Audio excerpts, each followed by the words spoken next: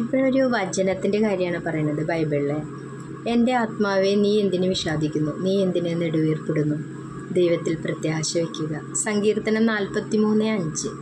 അല്ലെ, സഹോദര സഹോദരി, താങ്കൾ നിരാശപ്പെട്ട് ഉണർവും ഉത്സാഹവും നഷ്ടപ്പെട്ട് വിഷാദത്തിൻ്റെ മഞ്ഞു മൂടി ജീവൻ നഷ്ടപ്പെട്ടിരിക്കുന്ന വ്യക്തിയാണോ?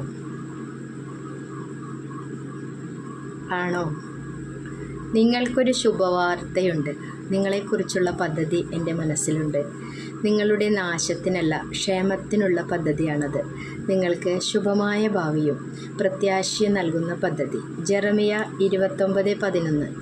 നിരാശപ്പെട്ടവൻ ചിന്തിക്കുന്നു, എനിക്കിനി ഭാവിയില്ല. പക്ഷെ ദൈവം പറയുന്നു, നിനക്ക് ശുഭഭാവിയുണ്ട്. നീയാണോ ശരി, ദൈവമാണോ ശരി? ദൈവത്തിന് എന്നെക്കുറിച്ച് ഒരു പദ്ധതിയുണ്ട്.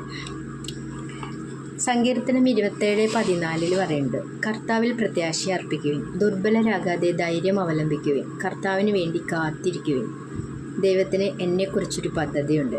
യെശയ്യാ 40:30-31 പറയുന്നുണ്ട്, യുവാക്കന്മാർ പോലും തളരുകയും ക്ഷീണിക്കുകയും ചെയ്തേക്കാം, ചെറുപ്പക്കാർ ശക്തിയേറ്റു വീഴാം. എന്നാൽ ദൈവത്തിൽ ആശ്രയിക്കുന്നവർ വീണ്ടും ശക്തി പ്രാപിക്കും. അവർ കഴുകന്മാരെ പോലെ ചിറകടിച്ചുയരും. അവർ ഓടിയാലും ക്ഷീണിക്കുകയില്ല, നടന്നാൽ തളരുകയില്ല. ദൈവത്തിന് എന്നെക്കുറിച്ചൊരു പദ്ധതിയുണ്ട്. യെശയ്യാ 41:12. ദരിദ്രരും നിരാലംബരും ജലമന്വേഷിച്ചു കണ്ടെത്താതെ ദാഹത്താൽ നാവ് വരണ്ടു പോകുമ്പോൾ കർത്താവായ ഞാൻ അവർക്ക് ഉത്തരമരുളും. ദൈവത്തിന് എന്നെക്കുറിച്ചൊരു പദ്ധതിയുണ്ട്.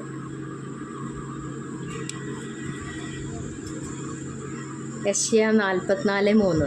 വരണ്ട ഭൂമിയിൽ ജലവും ഉണങ്ങിയ നിലത്ത് അരുവികളും ഞാനൊഴുക്കും. ദൈവത്തിന് എന്നെക്കുറിച്ചൊരു പദ്ധതിയുണ്ട്.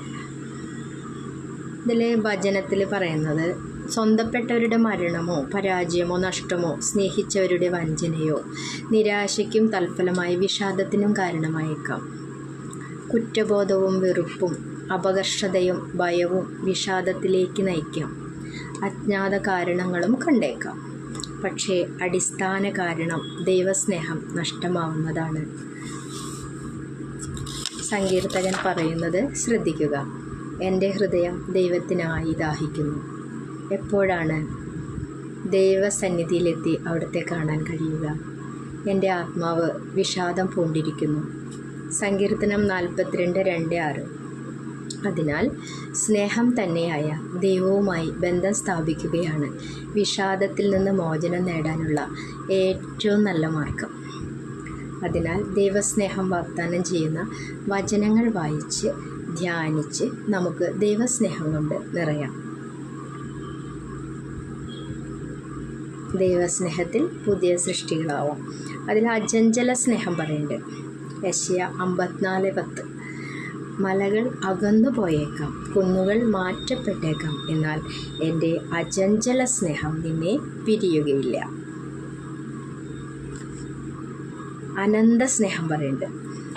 ജെറമിയ 31:3. എനിക്ക് നിന്നോടുള്ള സ്നേഹം അനന്തമാണ്, നിന്നോടുള്ള വിശ്വസ്തത അചഞ്ചലവും. ആശ്വാസത്തെപ്പറ്റി പറയുന്നുണ്ട്. ജെറമിയ 31:13. ഞാൻ അവരുടെ വിലാപം ആഹ്ലാദമാക്കി മാറ്റും, അവരെ ദുഃഖമകറ്റി സന്തോഷിപ്പിക്കുകയും ആശ്വസിപ്പിക്കുകയും ചെയ്യും. ശക്തി പറയുന്നുണ്ട്. യെശയ്യാ 40:29-31. തളർന്നവന് അവിടുന്ന് ബലം നൽകുന്നു, ദുർബലന് ശക്തി പകരുകയും ചെയ്യുന്നു.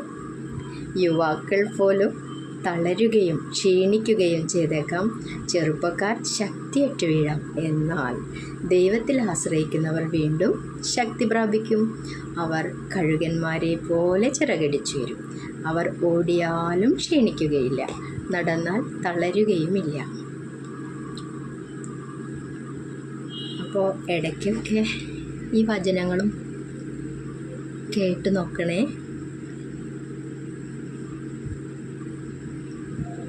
Thank you.